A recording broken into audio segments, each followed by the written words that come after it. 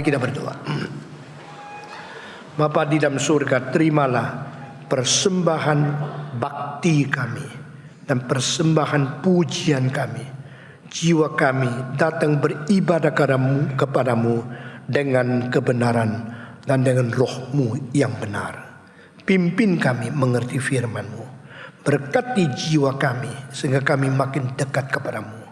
Bentuk kami menurut firman-Mu. Kami disempurnakan sesuai kehendak-Mu. Dalam nama Yesus Kristus, penebus dan juru selamat kami yang hidup. Amin. Saya tidak baca lagi ayat yang sama, yaitu hukum ke-8. Jangan mencuri. Jangan mencuri. Ini adalah dasar daripada seluruh etika. Ini adalah perintah dari Tuhan Sang Pencipta langit, bumi dan manusia. Ini adalah perintah yang paling penting di dalam 10 hukum yang diturunkan melalui malaikat kepada Musa dan disampaikan kepada umat Israel. Saudara-saudara sekalian, Tuhan mau umatnya, yaitu anak-anak Dia yang dipilih, yang ditebus, dipimpin dengan prinsip-prinsip dari Alkitab. Manusia yang berjalan di dalam firman Tuhan, yang bertingkah laku menurut prinsip Tuhan, mereka mempunyai fondasi hidup dan etika yang boleh menjadi teladan dari dunia. Ini adalah kali keempat kita bicara tentang jangan mencuri. Di dalam istilah ini, jangan mencuri, Tuhan telah mengatakan ada hak asasi manusia, boleh memiliki properti, boleh memiliki harta, boleh memiliki sesuatu secara penuh. Itu sebab hargailah orang lain, mengetahuilah orang lain yang berhak sebagai manusia memiliki sesuatu benda atau properti yang sah, harus kita hormati. Jikalau tidak, maka dunia ini akan menjadi kacau. Kita bukan komunisme. Komunisme yang mengatakan bahwa harta itu harus dimiliki oleh semua orang, itu adalah satu cita-cita keadilan yang sangat indah. Tetapi dalam pelaksanaan ini tidak mungkin. Saudara-saudara, di dalam filsafat dari Plato, selain barang-barang boleh dimiliki bersama oleh seluruh masyarakat, bahkan dia mengatakan nyonya yang baik pun boleh dimiliki oleh banyak pria. Ini sesuatu perkembangan yang hancurkan masyarakat. Manusia dengan pikiran yang sudah jatuh, bagaimana pinter pun tidak lari dari polusi yang ada. Mengapakah Plato mengatakan kalimat ini? Berdasarkan eugenik, yaitu untuk mendapatkan anak yang paling baik, jikalau seorang wanita yang pintar, yang bermutu, karakter yang bagus sekali, yang mempunyai tubuh yang sehat sekali, otak yang cerdas sekali, kenapa tidak boleh mendapatkan pria yang berbeda-beda, yang juga tinggi otaknya, yang juga badannya dan inteleknya sangat indah, untuk mendapatkan sesuatu buah daripada perempuan yang sama?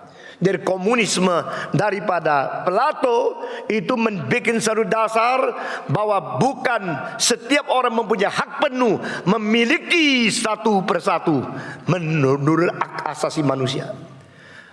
Hukum ke-8 digabungkan dengan hukum ke-10, jangan mencuri, dan ke-10, jangan menginginkan istri orang lain.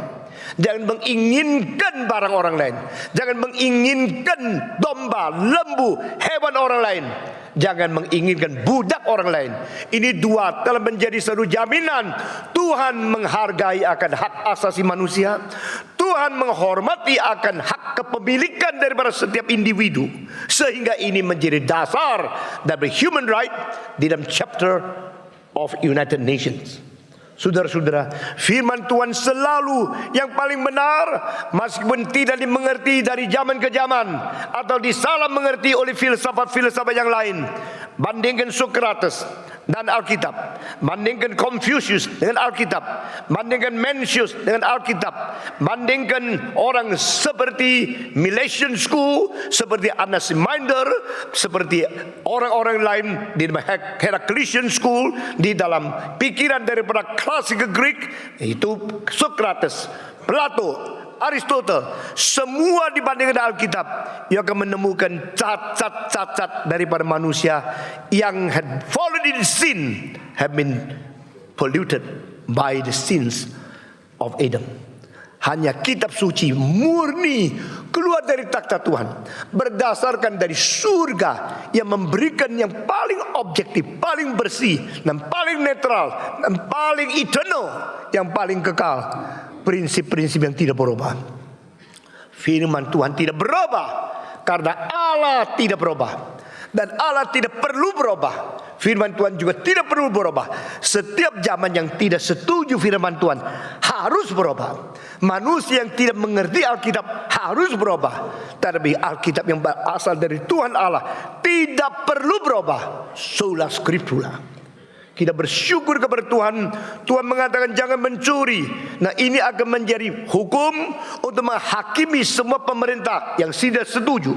Semua pemerintah yang melawan Alkitab akan dihakimi oleh Tuhan. Dan setiap pemerintah berusaha menghakimi firman Tuhan, mengkoreksi akan agama, seperti orang komunis dan sebagainya. Semua zaman membuang kitab suci ke belakang. Akhirnya bukan demikian. Kitab suci membuang setiap zaman ke belakang. Ini adalah kekekalan mengadili, menghakimi kesementaran. Yang mutlak mengadili, menghakimi yang relatif. Yang dari ilahi menghakimi yang dari manusia. Yang dari kekal menghakimi yang dari sejarah. Kita bersyukur kepada Tuhan. Minggu lalu saya telah memberikan beberapa contoh. Pertama daripada Agan, dan kedua dari Saul yang tidak jujur di dalam harta. Agan menyimpan sesuatu yang Tuhan perintahkan musnahkan. Yang Tuhan minta dia musnahkan, dia simpan diam-diam dengan hak dia yang melawan kehendak Tuhan. Akibatnya Tuhan yang Maha Tahu membiarkan seluruh tentara Israel hancur, kalah, dan menjadi tawanan daripada tentara Ai, kota yang kecil. Mengapa Yeriko bisa dijatuhkan, kota Ai tidak bisa? Mengapa kemenangan tidak menjamin terus menang? Kenapakah sudah baru selesai perang dengan meriah sekali meraih kemenangan, langsung jatuh di kegagalan yang besar?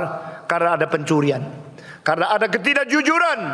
Saya berkata kepada saudara, gerakan ini begitu diberkati oleh Tuhan, karena pemimpin-pemimpin gerakan ini mau menjalankan kejujuran. Begitu banyak pemerintah-pemerintah tidak diberkati oleh Tuhan, karena di dalamnya banyak pencuri-pencuri. Saudara-saudara, so many governor leaders, so many leaders of the world, they are thieves, they are robbers. Karena mereka melegalisasikan diri dengan hukum-hukum yang mengikat orang lain, tapi membebaskan diri, yang mengontrol orang lain, mengampuni sendiri. Maka kita harus berbeda dengan seluruh masyarakat dunia. Tidak peduli berapa kuat pemerintah, karena orang Kristen harus menjadi contoh. Hidup Kristen adalah teladan, dan kita jujur. Saya berkata kepada saudara, uang yang kau persembahkan di dalam gereja dan gerakan ini akan dipelihara setiap rupiah, tidak boros dan tidak korupsi. Dan semua itu akan dikuduskan bagi Tuhan dan akan menjadi berkat. Di dalam sejarah hanya 19 tahun gereja yang kecil ini telah bertumbuh menjadi 45 cabang dan telah membangun gereja yang terbesar. Karena apa? Kita jujur dan kita rendah hati, kita hemat, kita setia, kita baik-baik memelihara semua yang Tuhan berikan kepada kita. Pertama, kita mendapatkan harta dengan sah. Kedua, kita serahkan kepada Tuhan supaya dikuduskan. Ketiga, kita baik-baik mengelola dengan bijaksana dari Tuhan. Ini semua adalah syarat kalau pemerintah-pemerintah di dunia belajar, mengerti dan mentaati prinsip-prinsip Alkitab. Dunia ini terlalu kaya. Tahun 1964 PBB memberikan satu laporan bahwa bumi ini dengan dikelola secara baik, maka cukup memberi makanan kepada 144 miliar manusia.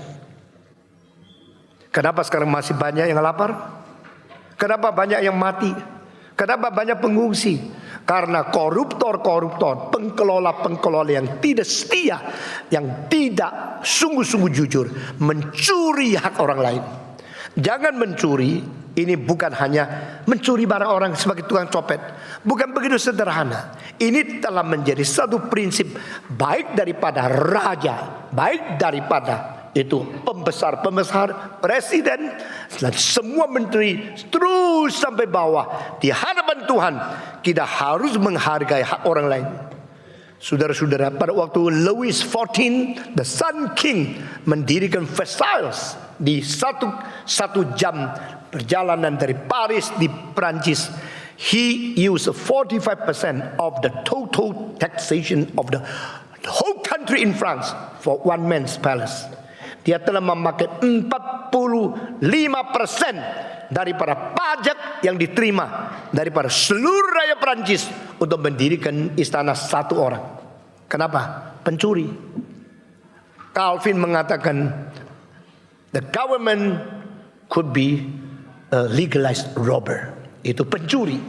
Saudara-saudara, kita kalau hanya mau menyenangkan orang, khotbah biasa saja. Tapi kalau kita khotbah sampai tusuk ke dalam tulang sumsum, banyak orang tidak suka dengar. Banyak orang kaya yang hartanya tidak beres, itu pencuri. Banyak pemerintah yang korupsi, itu pencuri. Banyak orang yang terlalu berani memakai sumber daya dari alam sampai menghabiskan kekayaan untuk anak-anak kita, itu pencuri. Kita mencuri banyak sumber alam yang seharusnya dimiliki oleh anak cucu kita. Kita telah memboroskan begitu banyak materi sehingga dunia akan datang menjadi miskin. Saudara-saudara, 30 tahun yang lalu udara lebih biru. 50 tahun yang lalu engkau boleh menghitung bintang pada waktu malam. Sekarang kita melihat ke angkasa, bintang sudah hilang. Warna biru menjadi abu-abu. Saya hampir setiap pagi melihat udara Jakarta warna apa. Kalau sudah agak biru sedikit, langsung saya putar sini, ambil foto. Karena sulit mendapatkan udara yang bagus, mendapatkan foto yang indah untuk gedung ini. Ada beberapa foto yang saya pajang di situ. Itu saya ambil sendiri. Dan pagi-pagi saya lihat. Kalau bagus saya ambil foto. Sudah boleh lihat. Sebenarnya kalau langit itu tetap biru, dunia tetap segar, oksigen tetap cukup. Inilah the best possibly created world according to philosopher of Germany, Leibniz. Nowhere is better than this. Tapi kita serakah, kita mencuri, kita tidak jujur. Di dalam memanage kita tidak setia. Di dalam mendistribusi kita tidak setia. Di dalam menciptakan kekayaan tidak kita setia. Tidak adil. Karena ketidakadilan maka ekonomi dirusak. Kita merusak ekonomi di dalam menciptakan kekayaan dengan jalan yang tidak jujur. Kita merusakkan ekonomi dengan mengelola kekayaan dengan tidak jujur. Kita merusak ekonomi dengan mendistribusikan kekayaan dengan tidak jujur. Akhirnya ekonomi pasti rusak karena ada pencuri-pencuri yang tidak kelihatan. Semua orang menganggap saya tidak ada dosa karena di pemerintah saya bersih. Di hadapan Tuhan, bersihkah engkau? Itu tidak. Saudara-saudara, Tuhan berkata kepada Musa, kepada Yosua, ada orang di antara Israel yang telah menyimpan barang, mencuri. Itu sebab saya marah, saya bikin tentaramu dihancurkan. Akhirnya ditemukan Agan. Kedua kali kita melihat kasus ini, istilah mencuri tidak muncul. Di dalam kasus Agan, buku Yosua tidak mengatakan dia mencuri loh. Di dalam buku 1 Samuel juga Saul tidak disebut pencuri. Tapi Tuhan begitu marah. Tuhan berkata bukan langsung kepada dia, karena dia sudah tidak berhak menerima wahyu secara pribadi dari Tuhan lagi. Maka Tuhan berkata melalui hambanya Samuel, di dalam Israel ada ketidaktaatan. Saul tidak lagi taat kepadaku, aku akan membuangnya. I'm going to abandon him because disobey me. Saudara-saudara, di dalam hal apa dia tidak taat? Di dalam hal apa Tuhan marah sama dia? Di dalam hal pencurian. Kenapa dia pencurian? Tuhan berkata, berperanglah dengan Amalek. Dan setelah engkau menang, hancurkan bangsa itu. Bunuh semua Amalek, dari tua sampai kecil. Karena mereka melawan engkau di tengah-tengah perjalanan. Engkau keluar daripada Mesir. Maka Tuhan berkata, saya hancurkan suku ini, engkau melaksanakan, matikan mereka. Tetapi pada waktu berperang dengan Amalek, Raja Saul melihat ada seorang Amalek yang sangat bagus. Dia simpan, dia tidak bunuh. Lalu dia melihat ada sapi-sapi yang tambun sekali, ada binatang-binatang yang begitu gemuk, begitu subur. Dia tidak mau membunuh. Lalu dia memakai satu alasan, rakyat dan dia. Alkitab mengatakan dia, Saul and the people, they keep some of the animals, dan dengan alasan mau berbakti kepada Tuhan. Saudara-saudara, yang Tuhan suruh musnahkan, engkau tidak mau musnah, engkau simpan. Berkata, aku simpan bagimu, oh Tuhan.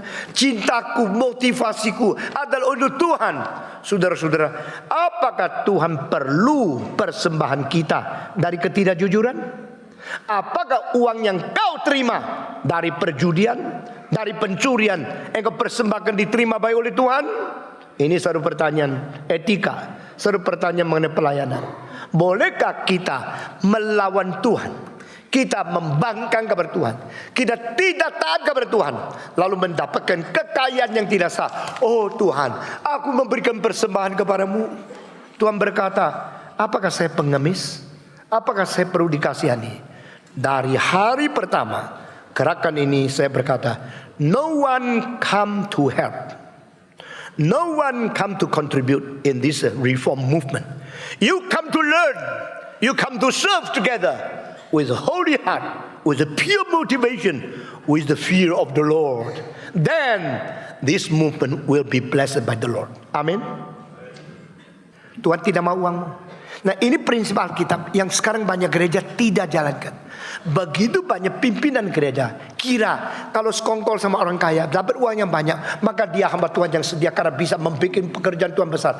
Tetapi caranya adalah cara yang melawan Alkitab.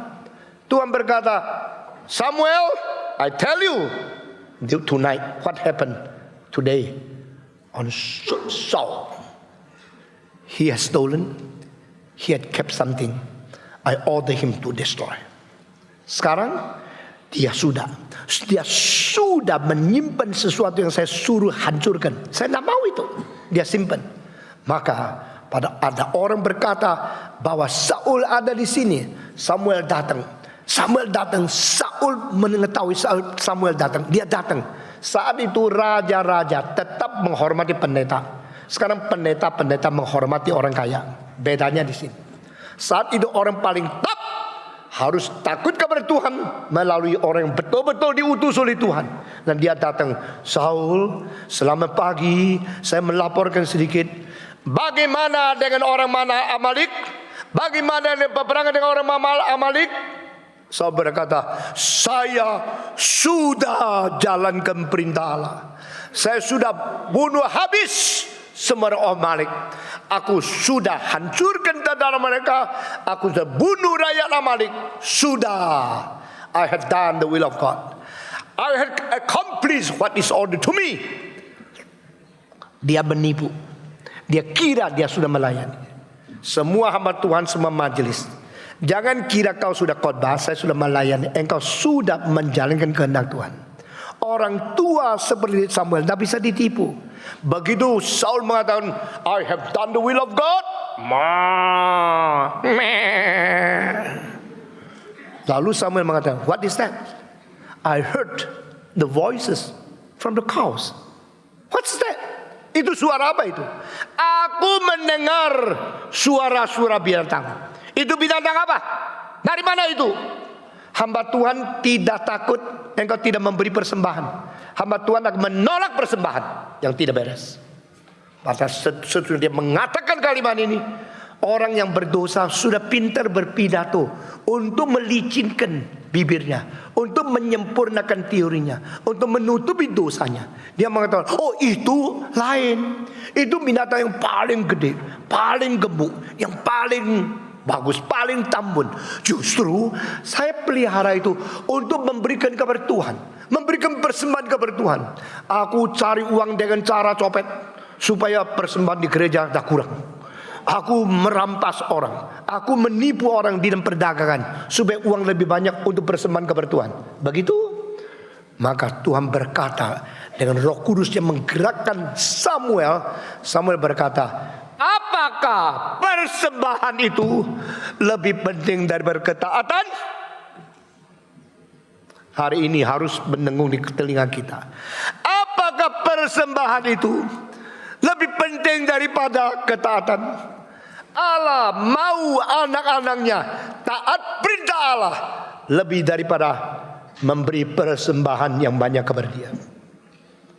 Saul, Tuhan berkata, karena engkau tidak menghargai, engkau tidak taat kepada Tuhan, maka Tuhan berkata, berhenti, engkau menjadi raja. Bukankah pada waktu engkau muda, engkau dipilih, Tuhan yang tidak mungkin pernah menyesal, sekarang berkata dia menyesal mengangkat engkau menjadi raja. Ini adalah satu keadaan regret daripada Tuhan Allah. Di sini paradoks muncul. Allah adalah Allah yang tidak pernah regret. Nah, Allah tak mungkin regret, tapi sekarang regret. Apa artinya? Yaitu Allah yang kekal mengambil keputusan sekarang, tak mungkin berubah lagi. Dia akan menurunkan engkau daripada raja. Saudara-saudara, orang dulu kaya sekarang di penjara. Orang dulu presiden sekarang dibunuh. Orang dulu hebat sekali sekarang diinjak-injak. Karena apa? Allah mungkin membangkitkan orang miskin duduk di sebelah raja. Allah mungkin menurunkan raja menjadi kelas pengemis. Allah bisa bicara sama orang kaya, malam ini berhenti, aku ambil nyawamu, kekayaanmu akan kemana? Ini semua tercatat di Alkitab. Everything is to change. Only God remain unchanged forever and ever.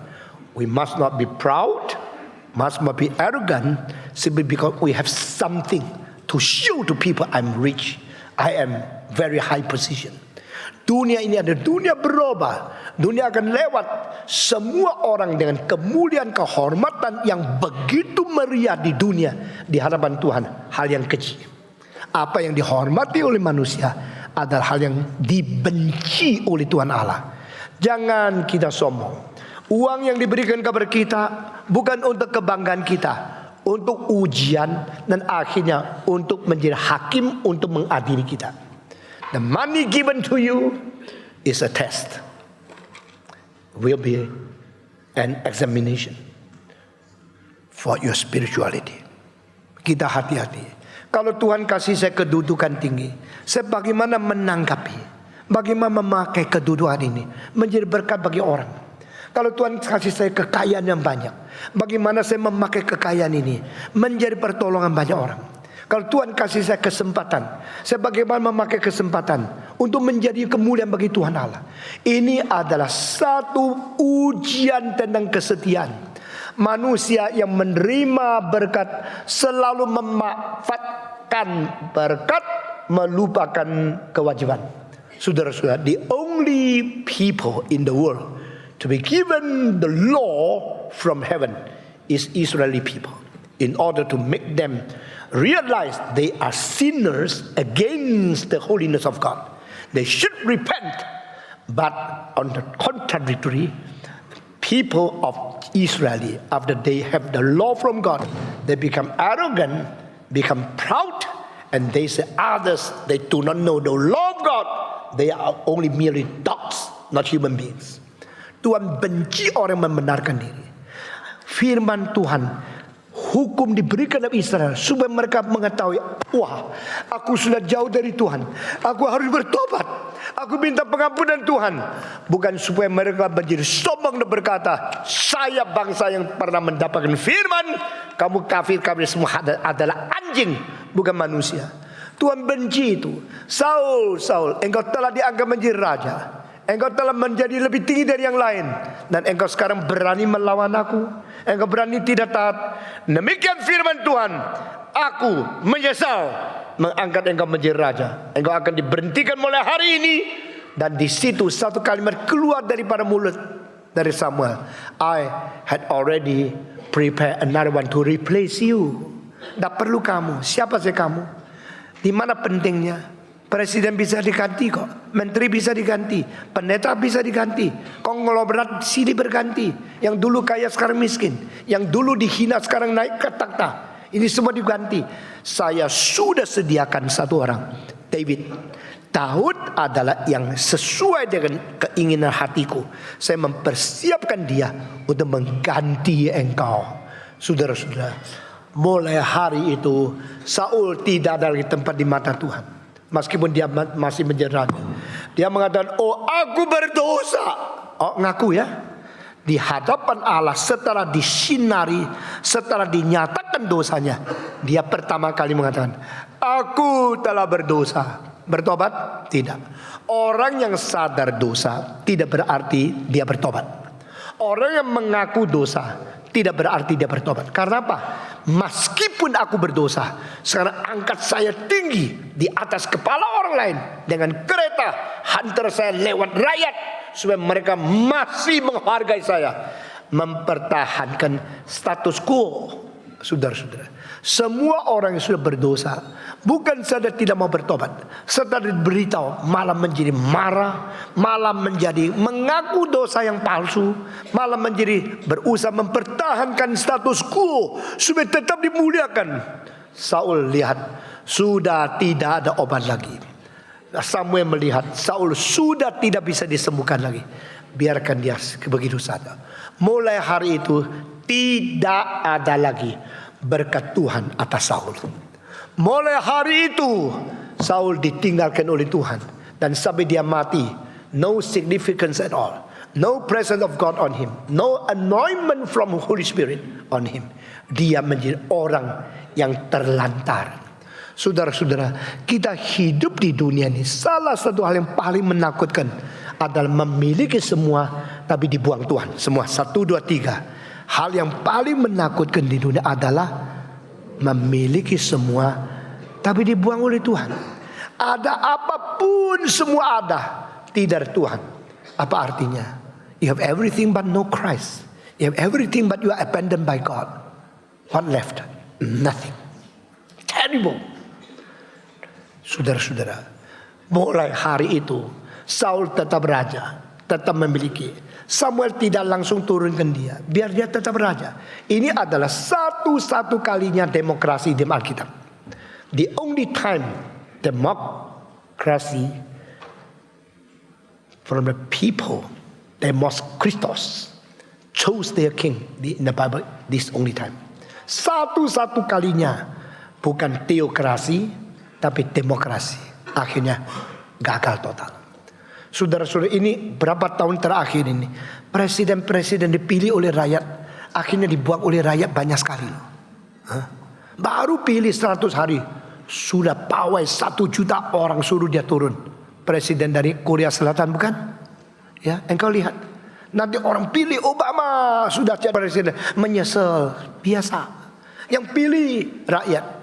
Karena demokrasi selalu berdasarkan pandangan yang pendek, berdasarkan uneducated brain.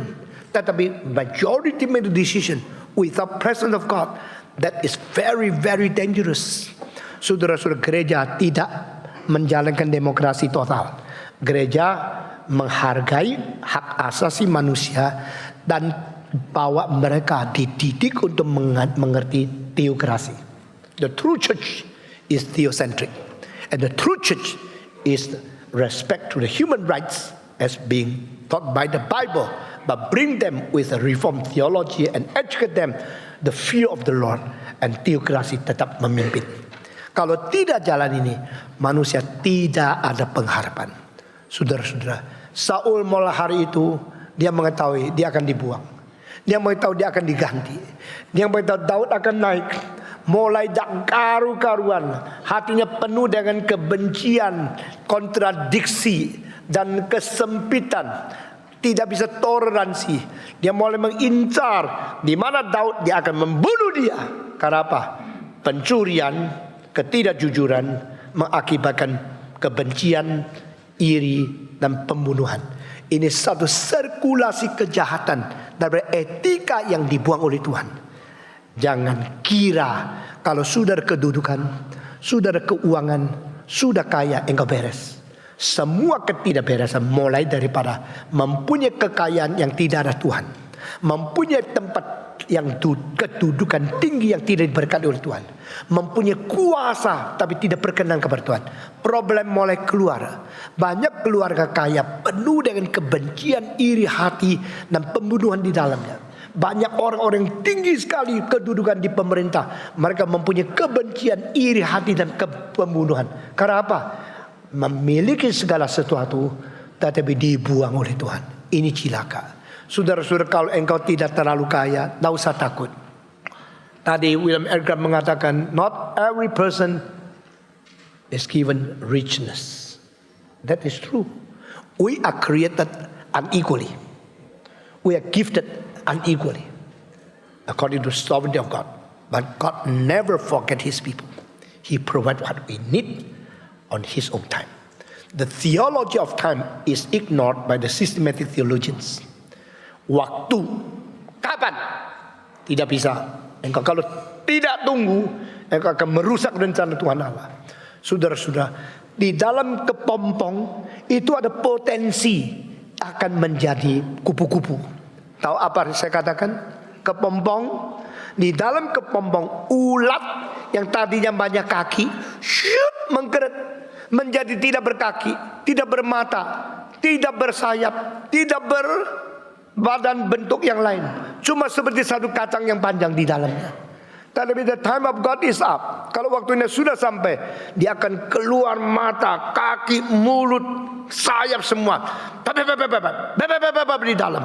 Sambil dia melihat kepompong menjadi limitasi, lalu dia menggigit. Sudah berlubang, dia lihat, dia berkata, I'm going to fly. The new life is there. When the time is not up, do not be hurry. Jangan cepat. It will ruin the will of God. It will destroy the master planning of God. Semua perlu waktu. Dan waktu itu dijaga. Waktu dipimpin oleh Tuhan. Put the patience and obey God in time of God. And put your patience as one of dedication before your God. Ini penting sekali.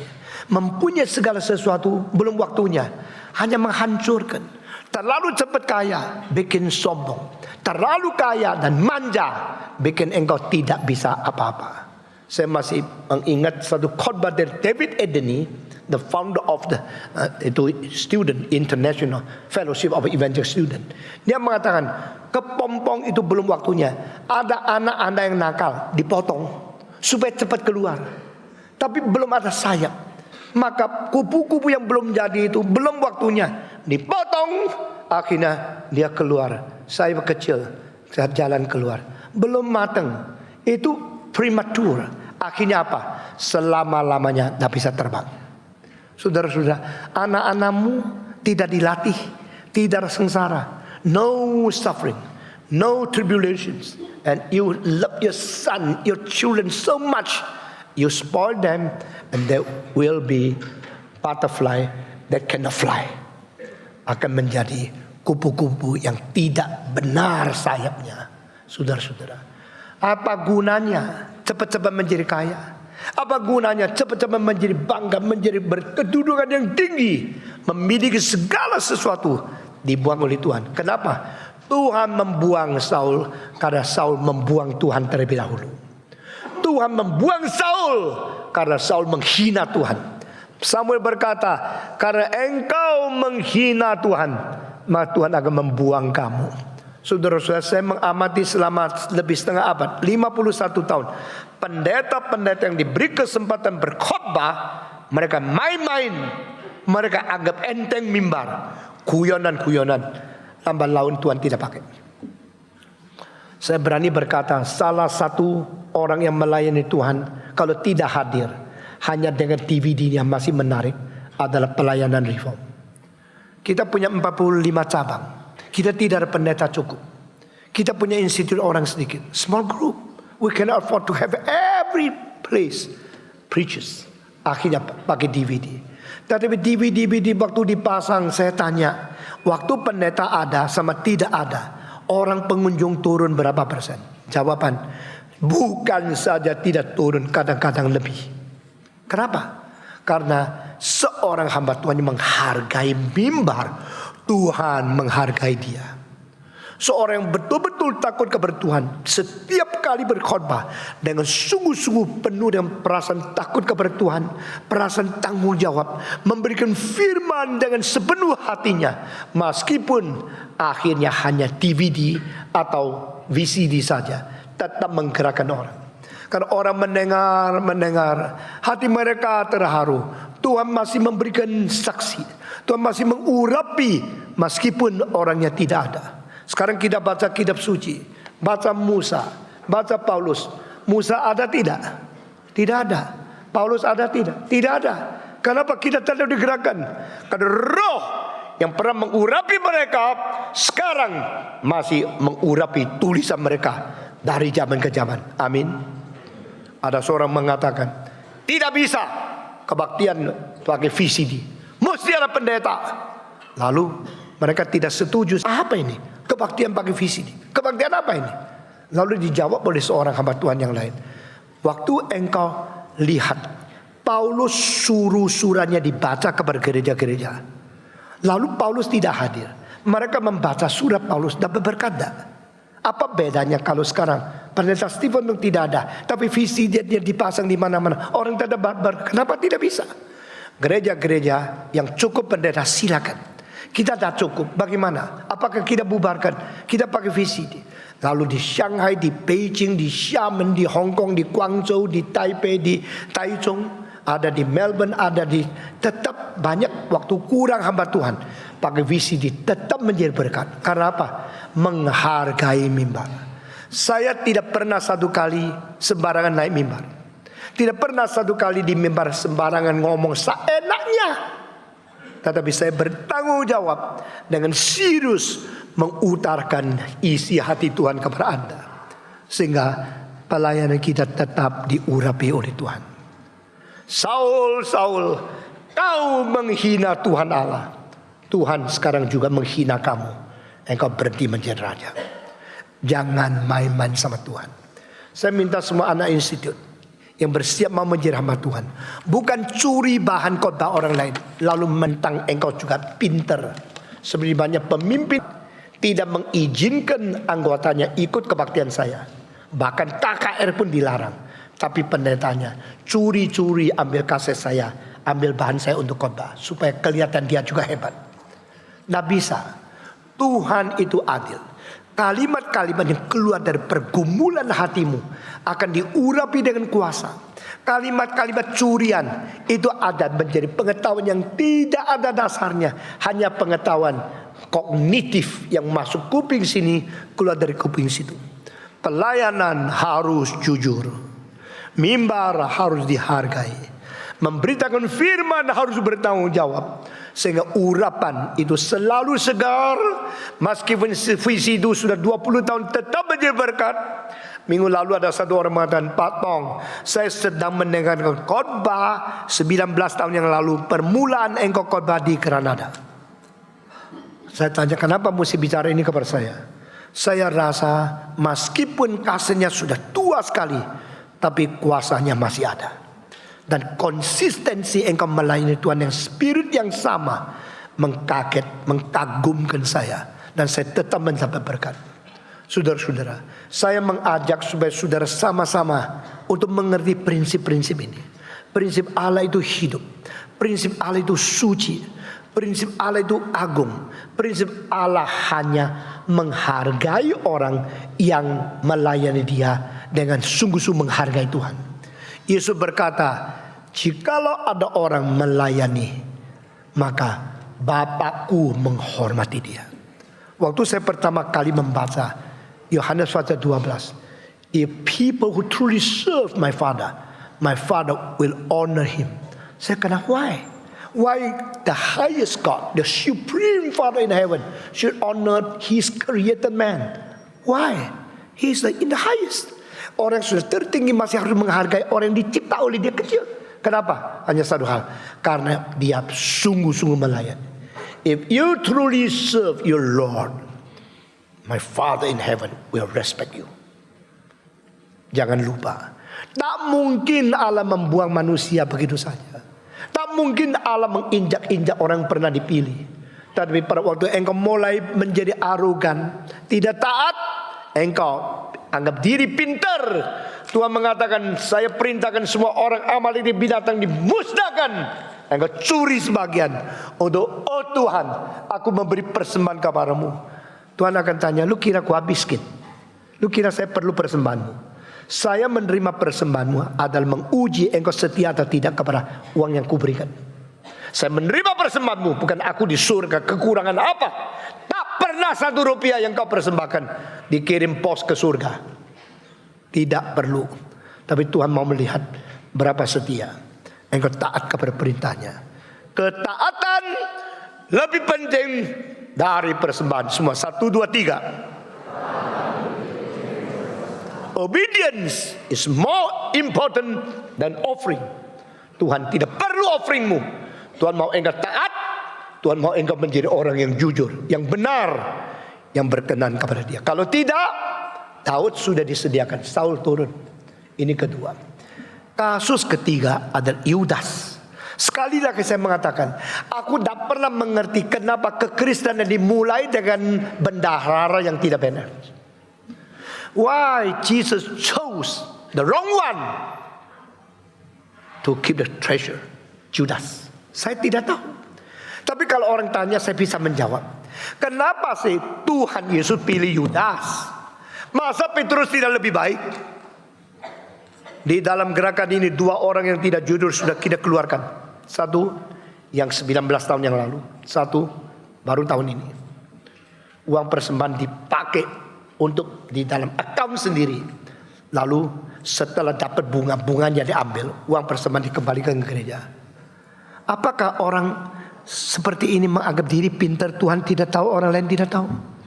Yang lebih baik dari Anda banyak, yang lebih pintar dari saya banyak. Tapi kenapa Tuhan pakai saya, bukan pakai mereka yang lebih pintar? Saya tidak tahu. Saya mengatakan ini adalah sola grazia.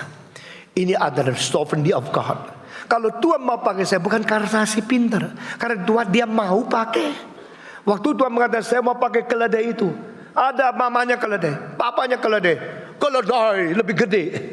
Tuhan tidak mau pakai karena keledai ini tidak pernah ditunggangi orang. Tuhan ingin sekali memakai pemuda-pemudi yang tidak pernah ditunggangin orang. Karena kemurnian, kebersihan motivasi, kejujuran, itu dihargai oleh Tuhan.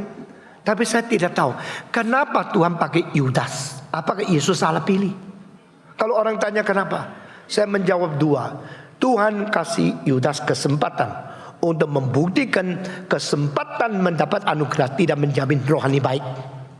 Kau dilahirkan dalam keluarga Kristen tidak menjamin rohani baik. Engkau sekolah Kristen tidak menjamin rohani baik. Apalagi sekolah Kristen yang namanya Kristen, di dalamnya jiwanya adalah jiwa mau kaya saja. Itu bukan jiwa Kristen. Egoisme adalah musuh besar dari iman Kristen. Maka Yesus berkata, sangkal dirimu lalu engkau mengikut aku. If you do not deny yourself, you are not worthy to be my student, my disciple. Egocentric life is the enemy of Christian faith. Ini semua tidak dikhotbahkan baik-baik oleh banyak pendeta. Dan kalau ini menjadi satu mimbar yang masih ada firman Tuhan yang murni, engkau tetap tidak mendengar, no hope for you. Saudara-saudara, selama saya masih hidup, saya akan ketat sekali membawa Anda kembali kepada jalur yang benar. Karena inilah perintah dan panggilan Tuhan untuk saya. Kenapa Yudas dipanggil? Untuk pada akhir zaman orang mengatakan, aku tidak tahu karena aku tidak diberi kesempatan. Aku tidak percaya karena aku tidak diberi panggilan. Aku tidak mempunyai kesempatan. Pada waktu itu ada seorang berkata, stop, shut up. Aku ada kesempatan, tetap gagal. Aku ada kesempatan dapat guru terbaik, aku tetap mencuri. Aku dengar kabar terbaik, tetap aku dibuang. Kesempatan tidak menjamin engkau mempunyai kerohanian yang baik. Yang mengatakan kesaksian itu adalah Yudas. Saat itu Yudas akan berkata kepada ribuan juta manusia, jangan mencela Tuhan, tidak kasih kesempatan. Tuhan sudah kasih saya kesempatan, tapi saya tetap gagal. Jangan mencela Tuhan. Yudas masih ada gunanya pada waktu itu. Ini salah satu sebab kenapa Tuhan pilih Yudas menjadi bendahara. Apakah Tuhan tidak ngerti administrasi, tidak tahu kebocoran daripada itu yang disebut organisasi, kestabilan ekonomi? Tuhan tahu, Tuhan mengizinkan. Kedua, Tuhan memanggil Yudas. Jawaban adalah supaya kalau orang yang setia melayani Tuhan dikhianati oleh muridnya, tidak usah terlalu kecewa. Yesus pun pernah mengalami itu. Ini dua sebab.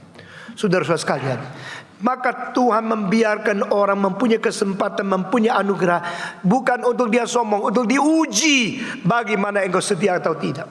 Yudas dipilih dan Yudas mencuri. Alkitab mengatakan dari permulaan Yesus tahu dia anak binasa. Dari permulaan Yesus tahu siapa melawan dia, siapa menjual dia. Dari permulaan Tuhan tahu dia pencuri. Tapi biarin terus, tidak di out. Saudara-saudara, di dalam gerakan ini ada 2-3 kali seorang berkata kepada orang itu, pendeta itu mesti out, cepat out. Itu kanker di dalam gerakan ini. Saya bilang tidak. Kenapa tidak? Cepat. Saya bilang tidak. Saya harap patung cepat usir dia. Saya bilang tidak. Saya tanya dia, saya pemimpin atau kau pemimpin? Bawahan mau mengatur atasan. No, I'm your leader. Kenapa tidak? Jesus never cast anybody out until the time is up. Say to him, go, do what you want to do tonight. Itu last sentences. And the last sentence, Judas, you betrayed me by a kiss on my cheek. Pertanyaan terakhir. Saudara-saudara, Yudas kira dia mencuri uang dan ada orang tahu. Padahal semua rasul sudah tahu dan diam-diam. Mungkin rasul-rasul minta Yesus usir dia, tapi Yesus tidak. Mereka diam-diam lagi. Mereka tulis dia seorang maling. Dia sering mencuri.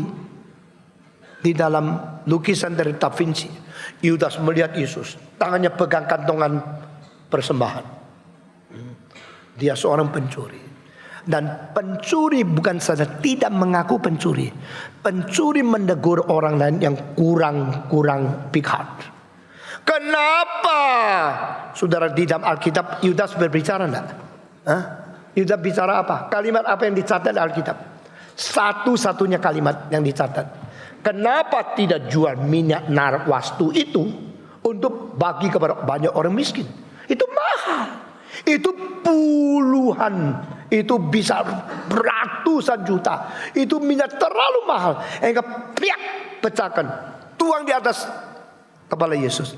Aduh sayangnya, dia mengatakan, "Bok masuk kasih ini, aku dapat sedikit.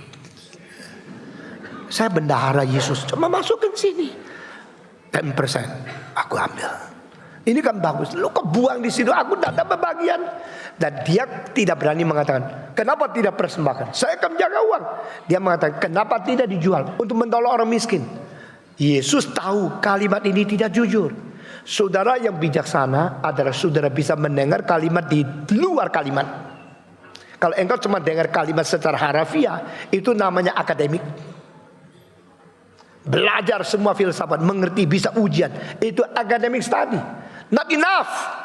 The great philosopher of Chinese modern teacher called Dr. Feng Yulan, if you learn philosophy, you not only learn the content written by the philosopher, you should search what is the background and the motivation of writing that passages. That is beyond academic. That is spiritual understanding. Saudara-saudara, waktu Yudas mengatakan, "Kenapa tidak dijual? Kan banyak orang miskin. Tolonglah orang miskin." Diakonia. Waduh, hebat ya. Petrus jangan ngomong kalimat ini loh. Ini satu-satunya ada murid Yesus yang paling praktis menjalankan diakonia. Ini Yudas. Pada waktu semua orang bisa tafsir secara akademik, Yesus menaksir secara rohani. Yesus bilang, no, you always have the poor people surrounding you, but you rarely have the opportunity that I'm with you. Kamu sering dikelilingi orang miskin, kamu tidak sering ada saya. Yesus begitu mengindahkan saat bersatu dengan murid. Yesus tidak setuju itu dijual untuk memimpin, menolong orang miskin. Itu dipersembahkan. Kenapa? Inilah dipersiapkan untuk kematianku. I'm going to be hung on the cross. I'm going to be crucified. Who anoint me? God uses this lady to anoint me. Jadi pecahkan itu seperti hilang. Persembahkan uang itu seperti tidak ada. Itu perlu tidak? Perlu. Dan Tuhan Yesus berjanji sampai hari kiamat seluruh dunia akan bicara tentang keindahan perempuan ini yang memberi persembahan. Saudara-saudara, engkau uang kasih pelacur lebih senang ya? Engkau kasih uang untuk bangun gereja tidak senang. Engkau investasi kepada dunia lebih senang. Engkau membangun gereja tidak senang. Di seluruh Jakarta berapa tempat yang cukup besar untuk pekabaran Injil? Kenapa kita mesti sering sewa Manggalawana Bakti? Mesti sering sewa Istora, sewa tempat lain. Kenapa tidak? Kenapa tidak bangun yang baik untuk Tuhan? Yesus berkata, kau sering ada orang miskin. Uang 1/10 dari orang Kristen seluruh dunia diberikan untuk membantu orang miskin. Tetap dunia masih ratusan juta miskin dan tak bisa dibantu. Tapi uang itu diserahkan untuk pekerjaan Tuhan yang tidak boleh dikurangi. Di situ ada tempat untuk berbakti, untuk menginjil, untuk melatih. Itu tidak bisa dikurangi. Yesus bilang, you always have the young poor people surrounding you, but not always you have me. Engkau tidak sering ada aku. Kalimat ini telah membongkar motivasi dari Yudas tidak beres. Yudas memikirkan tentang keuangan, pikir dulu saya bagiannya di mana, saya dapat berapa. Dia tidak pikirkan kerajaan Tuhan Allah. Maka cerita ini dengan kalimat satu-satunya keluar dari mulut Yudas selama 3 tahun setengah mengikuti Yesus Kristus menjadi hal yang mempermalukan dia sampai selama-lamanya. Kelihatan dia adalah orang begitu bijak, begitu memperhatikan miskin, kesulitan ekonomi masyarakat. Tapi Tuhan mengatakan, Maria tidak salah, kamu yang salah. Karena dia telah melakukan satu hal yang terindah, akan dikabarkan sampai dunia kiamat. Karena dia kerja sesuatu di atas diriku. You do something on Jesus, for Jesus will never pass away. Puji Tuhan. Inilah pencuri Yudas. Keempat teladan adalah Ananias Safira. Pada waktu seluruh orang Kristen memberikan uang untuk mendukung semua, ini adalah komunisme suci.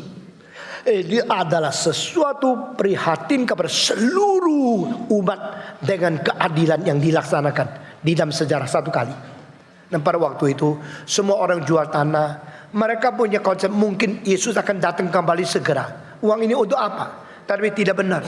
Maka pada saat itu ada satu keluarga, yaitu Ananias sama Safira. Kedua suami istri mengatakan, kita juga jual tanah yuk, kita juga memberi persembahan yuk. Sudah jual tanah, mereka mengatakan, semua uang dari penjualan tanah kami serahkan untuk pekerjaan Tuhan. Wah, semua orang tepuk tangan. Ini rohani luar biasa. Tapi pikir-pikir lagi, cilaka, besok kita tua, uang pensiun tidak ada, simpan sebagian yuk. Jadi uang sudah dijual tanahnya, misalnya ada 2 miliar, lalu simpan sebagian untuk sendiri. Tetapi ngomongnya, semua aku serahkan, I offer all to the Lord. Tuhan mengatakan, engkau mencuri. Kalau engkau mengatakan satu kalimat, biar engkau jalankan. Kalau engkau mengatakan tidak menjalankan, engkau janji memberi, engkau tarik kembali, engkau mencuri. Lalu mereka dianggap orang yang rohani sekali, dianggap cinta Tuhan, dianggap telah menjual tanah untuk pekerjaan Tuhan. Sudah selesai itu, lalu orang tua ini datang kepada Petrus. Waktu datang kepada Petrus, Petrus mengatakan, apakah kau tidak ngerti? Tuhan tahu engkau telah mencuri uang itu. Itu uang dia sendiri loh. Itu hak asasi. Dia mau pakai apa? Engkau jual tanah, engkau memiliki uang, terserah. Petrus berkata, hakmu engkau mempertahankan 100%. Tapi engkau bicara, engkau untuk Tuhan, padahal untuk dirimu. Engkau menipu kan? Kau bukan menipu manusia, kau menipu Tuhan Allah. Begitu kalimat itu keluar, siap, langsung mati, jatuh di hadapan Petrus. Tidak lama kemudian pasangannya datang lagi. Sekali lagi Petrus mengatakan, kau bukan menipu manusia, engkau menipu Roh Kudus. Nah, saudara-saudara, di dalam tulisan dari Augustinus, dia mengatakan satu kalimat, kau bukan menipu manusia, kau menipu Roh Kudus. Lalu kedua kali, kau bukan menipu manusia, kau menipu Allah. Di sini memiliki Roh Kudus adalah Allah. Ini apologetika dia. Kita membaca bagian ini. Mari kita membaca bersama-sama dari Kisah Para Rasul pasal 5. Ada seorang lain yang bernama Ananias. Ia beserta dengan istrinya Safira menjual sebidang tanah. Dengan setahu istrinya, ia menahan sebagian dari hasil penjualan itu, dan sebagian lain dibawa akan diletakkan di depan kaki rasul-rasul. Tetapi Petrus berkata, Ananias, mengapa hatimu dikuasai iblis sehingga engkau mendustai Roh Kudus dan menahan sebagian dari hasil penjualan tanah itu? Selama tanah itu tidak dijual, bukankah itu tetap kepunyaanmu? Dan setelah dijual, bukankah hasilnya itu tetap dalam kuasamu? Mengapa engkau merencanakan perbuatan itu dalam hatimu? Engkau bukan mendustai manusia, tetapi mendustai Allah.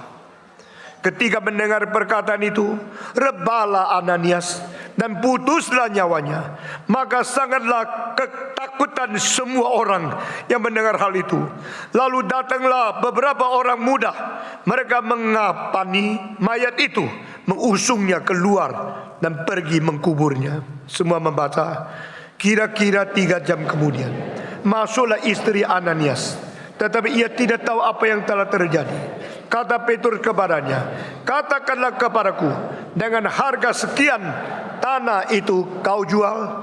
Jawab perempuan itu, betul sekian. Kata Petrus, mengapa kamu berdusta, bersepakat untuk mencobai Roh Tuhan?